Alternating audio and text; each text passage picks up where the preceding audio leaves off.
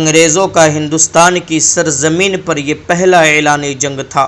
سراج الدولہ جو کہ اپنی خود مختاری کا اعلان کر چکا تھا، وہ بھی میدان جنگ میں آیا۔ پلاسی کے میدان میں دونوں فوجوں کا آمنا سامنا ہوا۔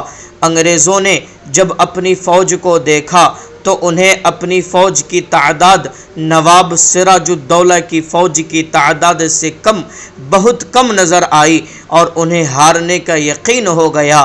تو اس موقع پر عیسائی اپنی پرانی مکاری اور عیاری کو بروے کار لائے اور نواب سراج الدولہ کے وزیر جعفر کو پھوڑا۔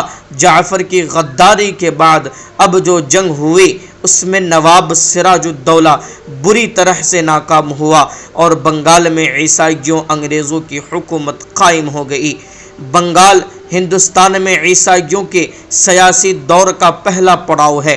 بنگال پر قبضہ کرنے کے بعد ان کی اپنی سیاسی طاقت بن چکی تھی اور مغل سلطان بادشاہ شاہ عالم چونکہ دہلی اور اس کے آس پاس ہی میں گھرا ہوا تھا، اس سے زیادہ آگے بڑھنے کی اس میں طاقت و قوت بھی نہ تھی، اس لیے 1179 ہجری میں 1765 عیسوی میں انگریز بادشاہ کے پاس پہنچے اور بادشاہ سے جبراً یہ فرمان جاری کروایا کہ بنگال، بہار، اڑیسہ اور الہ آباد پر کمپنی کی حکومت رہے گی، ان علاقوں پر مغلیہ حکومت نہیں رہے گی۔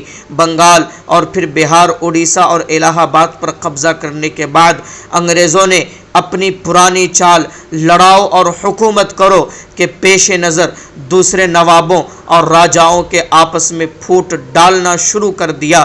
اس نواب کو اس راجا سے لڑوایا، اس راجا کو اس نواب سے لڑوایا۔ جب یہ آپس میں لڑتے ان کی طاقت کمزور ہوتی، پھر انگریز مداخلت کرتا، کہیں پر قبضہ کرتا، کبھی کسی ایک کے ساتھ مل کر دوسری جگہ کو خالی کروا کے آدھا آدھا پر قبضہ کیا جاتا۔ غرض یہ کہ اسی پالیسی لڑاؤ اور حکومت کرو پر عمل کر کے انگریزوں نے 1856 عیسوی میں پورے ہندوستان پر قبضہ کر لیا اور پھر 1857 عیسوی کا زمانہ آتا ہے۔